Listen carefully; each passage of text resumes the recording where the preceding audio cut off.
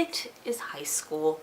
I have a bad haircut and bangs that I straighten even though I don't straighten the rest of my hair. It's a look, allegedly. I am in the back of a Christian bookstore in small town America with a group of other teenage girls who very smartly do not have bangs. We are meeting for an all-girls Bible study. In my memory, nobody brought up anything about same-sex attraction, but maybe I wasn't paying attention in the moments before our adult mentor spoke and told us that she didn't think that women could really fall in love with other women. I mean, it could be possible that some lesbians really like each other, but it wasn't true love, and most girls were just lying about it for attention to be able to attract men. It is not quite 10 years later now, but every girl in that room has now come out as being part of the LGBT plus community. Lovable lesbians, beautiful bi girls, and awesome aces were all in the room and heard that part of our identity didn't really exist and that we were lying to ourselves and would be lying to other people about who we are if we dared to talk about this part of ourselves. And now that's why I talk about the LGBT plus community.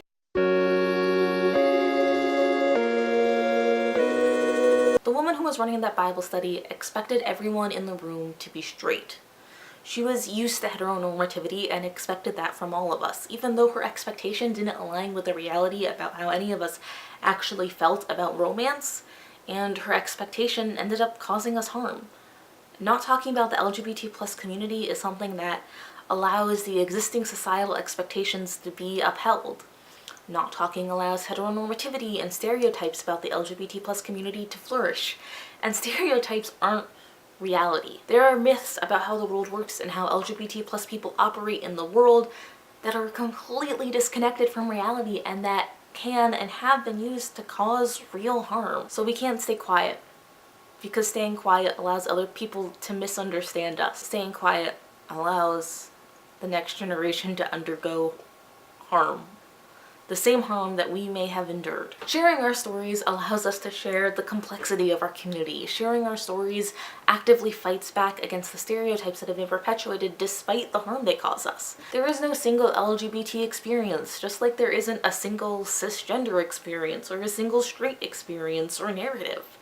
There are a lot of stories out there, and embracing our personal narratives and being willing to share them as part of the larger story of our community allows us to revel in the complexity and to better understand ourselves and each other. And the first person in that Bible study to come out was this amazingly chill and quiet girl. She is a lesbian, and I believe she is happily married now. She is the person who in high school made me realize that my attraction to women wasn't an anomaly, and there wasn't anything wrong or completely weird about me, and I wasn't completely isolated in my experience, because we had a shared experience, and I wouldn't know that unless she told me. Her experience allowed me to better understand myself, even though there were differences between us, as I was a bi person who did not yet have the language to express my bi-ness. She let me know that I wasn't alone, and I think maybe the most important thing is that talking about her community makes it harder to make the community a scapegoat. People in the majority tend to focus on those who are in the minority to avoid larger social and cultural issues that make us uncomfortable. We get blamed for things that could not possibly be our fault. Minority groups throughout history get blamed for all sorts of things that aren't our fault and could not possibly be our fault. Like how some people focus on which bathroom a trans person uses to replace an anxiety that people have about sexual assault.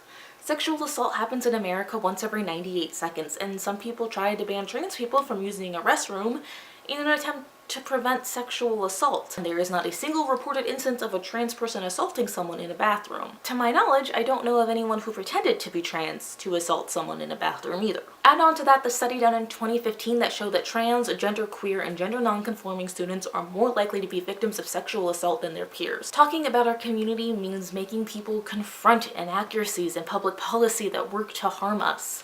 It means resisting being made into the scapegoat, and hopefully it means preventing becoming the scapegoat for yet another problem that we will face in the future that we didn't cause, that no single group of people caused. Talking now means preventing future harm. It means bringing understanding and enlightenment and having open and honest conversations with each other and with people outside of the community so that we can learn to better appreciate each other. I want to talk about the LGBT plus community. No, I need to talk about the LGBT plus community because not talking about our lives, our experiences, and the specific issues our community faces means letting myths be perpetuated.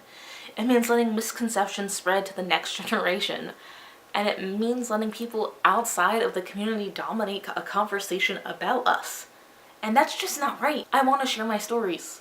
I want to hear your stories. I want all of the stories to be presented alongside hard data. But I understand that this could be pushing it. If you are a part of the LGBT plus community, please feel free to tell me about some of your experiences and about your life down in the comments. I would love to learn more about you. And if you want to hear more of my stories, please subscribe, watch another video of mine, or support me on Patreon. And hey, I love you. I don't need you to love me, I love me. But I want you to know you could know me if you change your mind. If you change your mind. If you change your mind. Change your mind.